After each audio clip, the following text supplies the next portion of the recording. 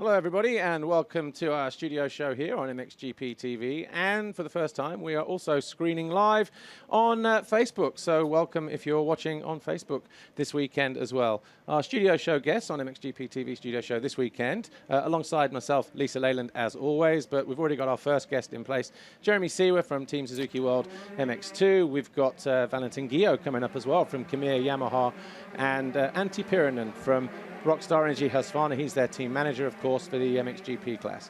But Lisa, before we go anywhere, we've had a 4-week break, and all of a sudden we're back in the thick of it. The second GP in a run of 3. How are you finding it? No, we're here at Lommel, though, one of the most famous motocross tracks in the world, and it's just, you just feel like you're at the heart of motocross right here. So yeah, it's good. Yeah, it's good. Yeah. Well, we'll get Jeremy's thoughts on the sand a little bit later on. But before we catch up with our first guest, let's see what happened a week ago in Lockett. After our summer break, all the action returned. Here's highlights from MX2 Race 2.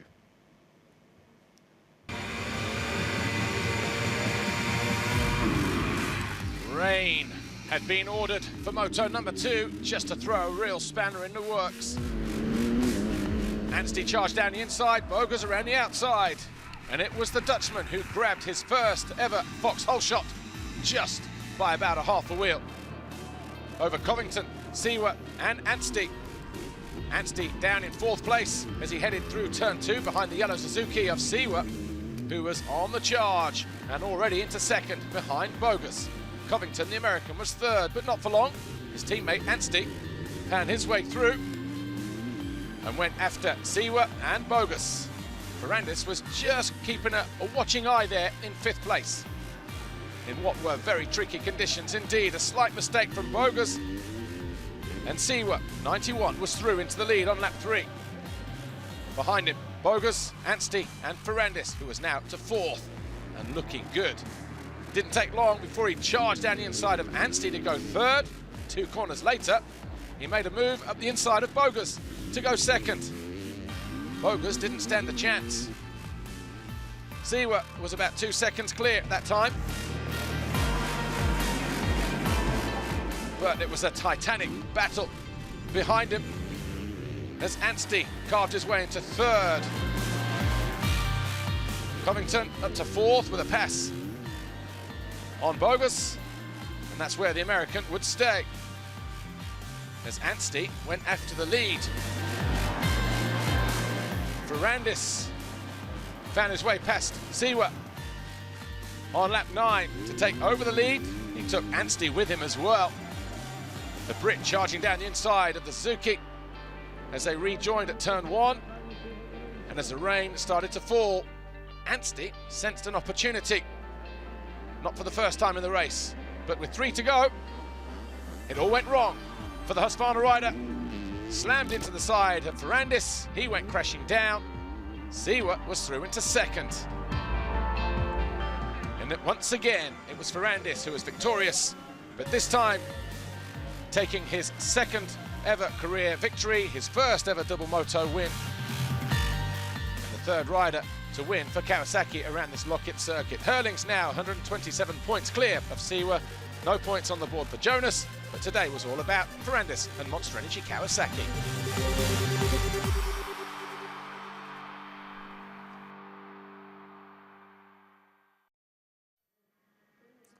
Well, that was 1 week ago, and one of the riders who featured prominently on that day is here now with us, Jeremy Seewer, Team Suzuki World MX2. Welcome back to our studio show, the 2nd time this year. The first time you came on, I think you'd had 1 podium at that point in the season. You've had 7 more since. You're now 2nd in the championship. You must be feeling pretty good about where you are at the moment. Yeah, of course. The season went pretty good so far. When I was here the first time, it just all started with the first podium. I did quite a few in a row that time. I had some more difficult races, which is part of such a long season. I think it's difficult to be on such a high level for 18 GPs. But I was back on the podium last weekend, so I feel pretty good right now, and I think we are getting better and better, and I hope we're gonna get a win soon. You've yet to win a race, though, haven't you? But you have been so close, and in the top 3 11 times. Closest you got was in Germany, so that must have been a good boost for you. Yeah, of course. It's always everyone want to win, you know. So it's actually the main goal. Of course, it's not always possible. Depends on the track and so many factors. But I really have it in my mind, and I think it's going to happen soon. So just keep on working for it. Well, this is a great battle that you put on with Jeffrey Hurlings. Almost became the, another rider to beat Jeffrey that day. What was going through your head at this time? Yeah, just focused on myself. I had such a good flow. I had good lines. I was in good shape, and I just tried to do my best. In the end, he was still a bit quicker for the last 2-3 laps, but I made my best, and it almost happened. So yeah, that's how I felt. Yeah, but we may see the pass in just a moment, just in the next left and up the hill.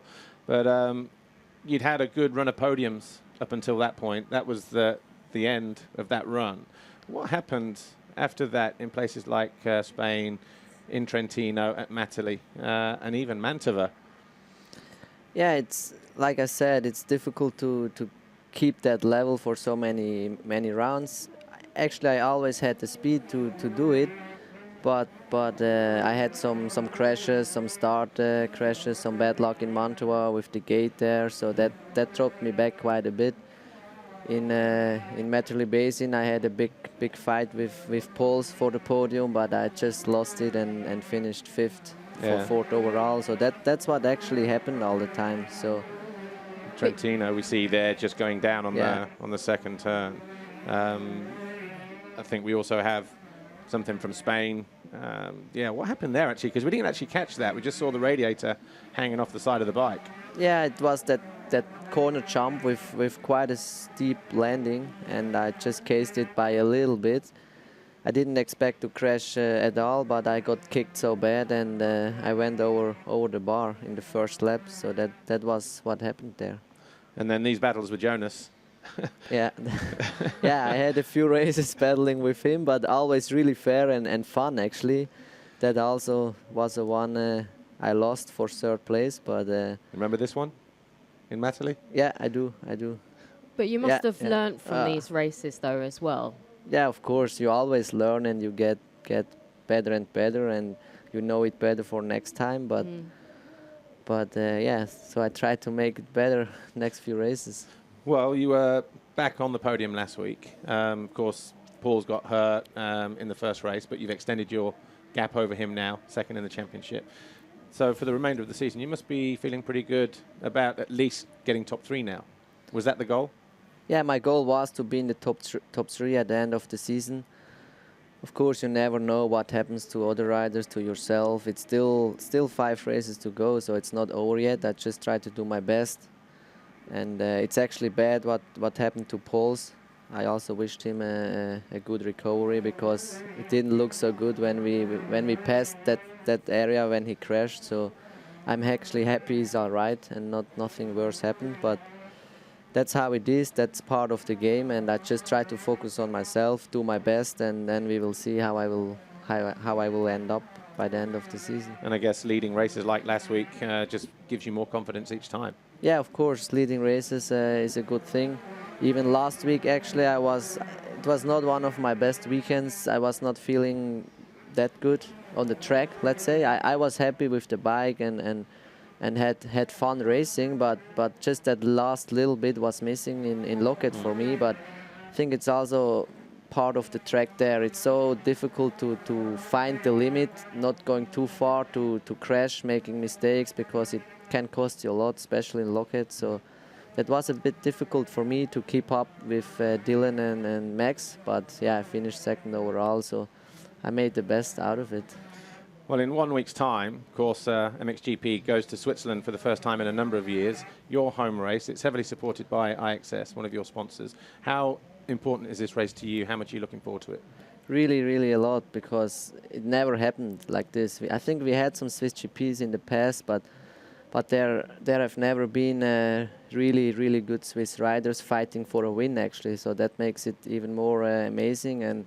And it's just next door where I live. It's my home club as well there, where the track is going to be. So yeah, it feels amazing, actually. I just try to have fun and enjoy the whole story, because as a sportsman, especially in Switzerland, as a motocrosser, it doesn't happen often. Maybe, you can count it on one hand or even less. So I think I just try to enjoy it and have fun and just be home. And I hear you have a special race shirt as well for that event? Yeah, I have a special race shirt. We had some cool idea to make flowers. Yeah, with flowers, Nice. everything on. And the inspiration behind that? Yeah, it's like a really traditional Swiss clothes from the past, quite old, with 3 flowers from Switzerland. It's like Edelweiss, Enzian and Alpenrose. Yeah, that's how Really we call cool. it. Just hold it up to this camera here, just so we can see. Yeah. Oh, nice. So Jeremy will be wearing that next week. And of course, hopefully it all goes well there for you. Yeah. Yeah, I hope so. Right, Jeremy, we've got some questions on social for you. From FemKedB25. Hello, Jeremy. Do you prefer Swiss or Belgium chocolate? That's I'm a sure good we've had question. this conversation before, actually, you and I, over Easter, didn't we? I have to say Swiss chocolate, but I think Swiss chocolate is more based on like milk chocolate things, and Belgium is more kind of black chocolate, and I don't like black chocolate so much. So I love white chocolate. That's my favourite. Okay, Debbie Warmnan, what do you think about when you're riding? She says, my 10-year-old daughter sings when she's racing her Kawasaki 85. yeah, this I never tried to sing while riding. That would be but- weird. But What about when you first started riding? yeah, actually, in the beginning, riding was just a hobby. So you were thinking about everything. You just enjoyed riding, and it wasn't going that fast yet. So you had time to think about whatever, your You family think, or your. I wonder where I boat. parked the car, like trying to remember that. Yeah. Random things. Maybe not. No. Well, look, we are out of time here with Jeremy Seewer, but Jeremy, all the best this weekend. He's second Thank in the you. championship, of course, and in a week's time, we all head to Switzerland, his home GP, and we wish him well there as well. Jeremy Seewer, thanks for joining us. Don't rush away just yet, though. Before we meet our next guest, Valentin Guillod, here's what happened a week ago in Lockett. Here's highlights from MXGP Race 2.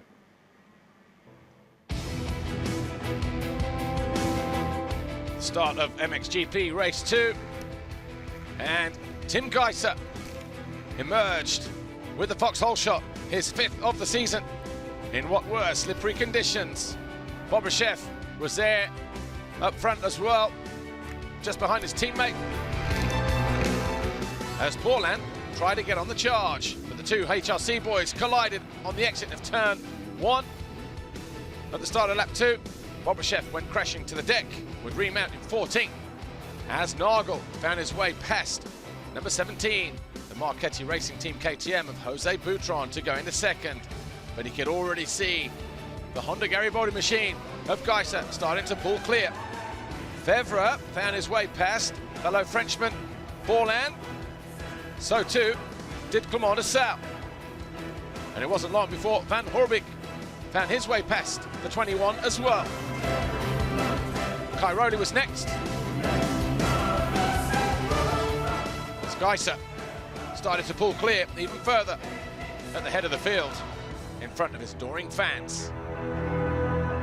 Nagel, though, kept applying the pressure as Fevre sat there patiently in 3rd on his Monster Energy Yamaha. Pyrhonen in 8th again with Tommy Searle just behind and Valentin Guillod. But 5 laps to go and Geiser lost traction, handing the advantage to Nagel. He picked himself up and was in range for the majority of those last few laps.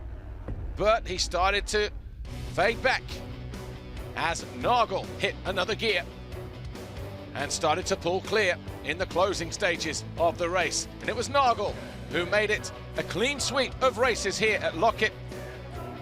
His first victory here in the Czech Republic. Geiser came home 2nd, Fevre 3rd. The result mirroring what happened in the race for the overall. And Geiser now 109 points clear of Pyrhonen in the fight for the championship. But what a day for Rockstar Energy Husqvarna, for Max Nagel, for his German fans, his family, Antti Pyrhonen and everybody involved in that team. What was an historic day here for Husqvarna. Geiser, though, still in control at the top of the MXGP Championship standings as we head to round 14.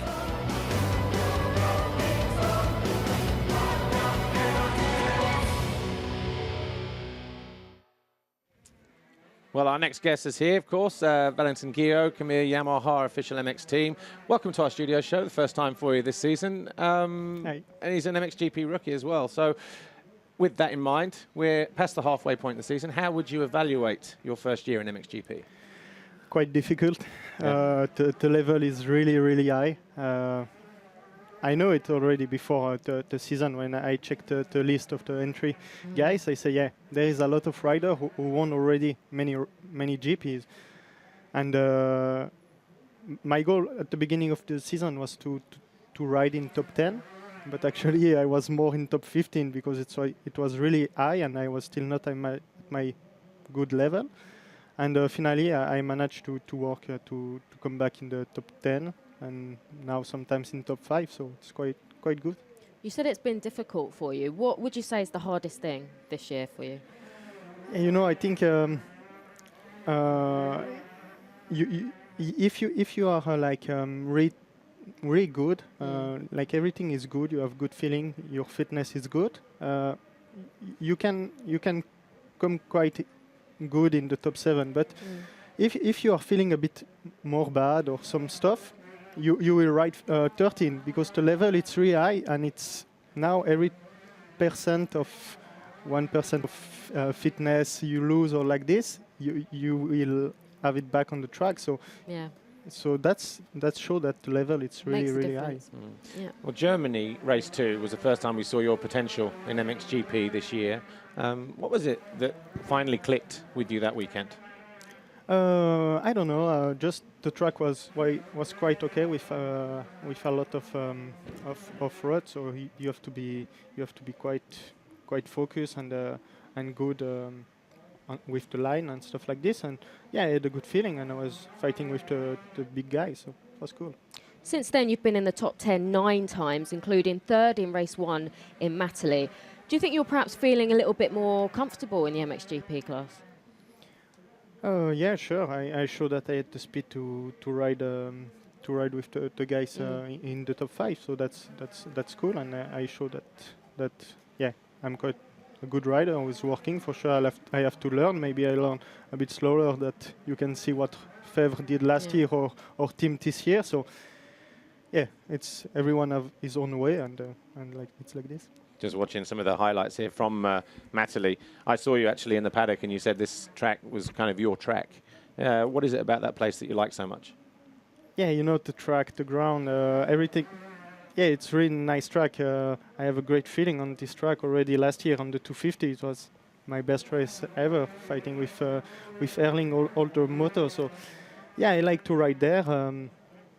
Yeah, the jump, everyone. I think everyone, when you ask about Matterley, they say it's the best track in the World Championship we have. Well, the next round of the World Championship, we just had Jeremy on a moment ago, Jeremy Seewer.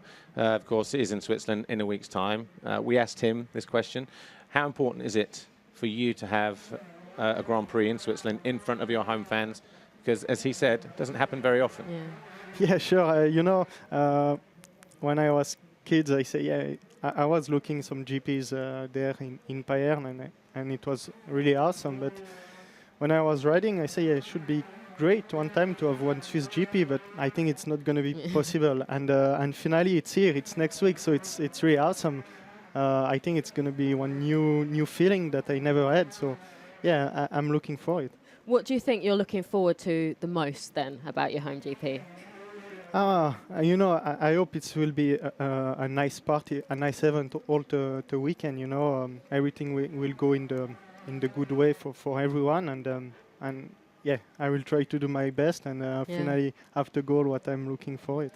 Yeah, right. Okay, we've got some quick social questions for you. Javi Reguez. Hi, Valentin. I wonder, is it really worth doing extreme scrubs compared to the risk of getting injured after a crash? Although you can save time in the air with this movement. Thanks. P.S. I love scrubs. He says. He's a bit contradicted. Yeah, it's kind of like. Yeah. What I can say about that scrub, you know, sometimes I can scrub also. You know, just some place I'm scrubbing like in Spain. Everyone know me about that uphill where I scrub, but some place I can do it here. I have a good feeling on this uphill, and already last year I did it the same, and this year, I did it again. So yeah, it's just coming like this, and I enjoy a lot, and it's like this. Well, for us, it's great to watch as well, I have to say. MX Justin, he says, tell us about the last bike setup that's improved your results, making you look a lot more comfortable again. You know, we have to go a bit more in back because I make the testing for the 450 end of last year, and I was just coming to the 250 on this 450, and it was quite smooth. So I trained all the winter with it, and I was feeling good. And when I arrived in the first GPs, it was not matching with the guys who were riding. It was not enough. Like, it was too smooth to ride with guys who have much power, who are strong. Yeah. So I had to work on the setup of the bike, finding more power in the bottom to come out faster in the corner, and finally with Yamaha Factory we worked hard, and we finally have it. I think just around Kegun, something like this. We found a new setup, and from that moment I start to make a good result. Yeah, good. And we've seen it because we've seen how many times in the top 10 recently. But Valentin, we are out of time, unfortunately. But Valentin Guillod, Khmer Yamaha official MX team, hoping he goes well this weekend, and of course it is home race in Switzerland in 1 week's time. Right, time to meet our next guest, Antti Pyrhonen. But before we do, just a quick reminder as to what's coming up in October, and of course a little special prize, not a prize giveaway, but our summertime offer here on MXGP TV. So, as you can see on the graphic on the screen, we still have our summer special offer on MXGPTV.com, saving you 50% on the 2016 MXGP TV Season Pass, where you can watch every round of the FIM Motocross World Championship, the Monster Energy FIM Motocross Nations, and the Monster Energy SMX Riders Cup live and on demand. And as you can see, the Super Motocross Riders and Manufacturers Cup takes place at the Veltins Arena in Germany on October the 8th. Tickets are still on sale at MXGP.com, and we will be announcing the first team of riders a little later on today, so stay tuned for that. Of course, don't forget to keep on liking us on our MXGP Facebook page as well, or for more information on upcoming races, go to MXGP.com.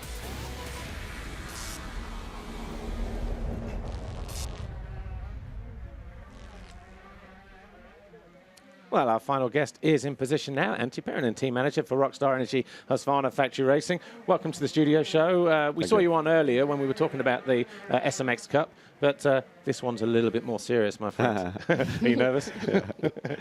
Well, look, let's get straight into it. Not the same explosive start that we saw last year from Max Nagel, but, you know, as the season's gone on, he's third in the standings. You must be fairly happy with how things have gone since the beginning of the season? Yeah, sure. You know, of course, last year when Max won out of the 4 GPs, he won 3.